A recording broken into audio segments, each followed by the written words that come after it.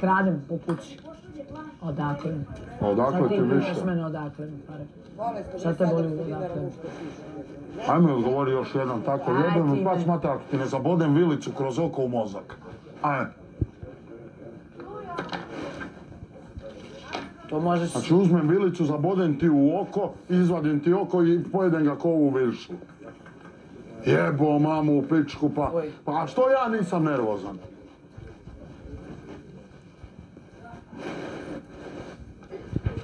Kradem po kući. Odakle? Odakle ti više? Sad ti mene odakle mi pare. Šta te boli odakle? Ajme odgovori još jedan tako, jebem mi pac mater ako ti ne zabodem vilicu kroz oko u mozak. Ajme. To možeš... Znači uzmem vilicu, zabodem ti u oko, izvadim ti oko i pojedem ga ko ovu višlu. Jebo mamu u pičku pa... Pa što ja nisam nervozan? Kradem po kući. Odakle? Odakle ti više? Ajme. Ajme odgovori još jedan tako, jebem mi pac mater ako ti ne zabodem vilicu kroz oko u mozak. Ajme. Znači uzmem vilicu, zabodem ti u oko, izvadim ti oko i pojedem ga ko ovu višlu. Jebo mamu u pičku. Kradem po kući. Odakle? Odakle ti više? Sad ti mene odakle mi pare. Šta te boli odakle? Ajme odgovori još jedan tako, jebem mi pac mater ako ti ne zabodem vilicu kroz oko u mozak. Ajme.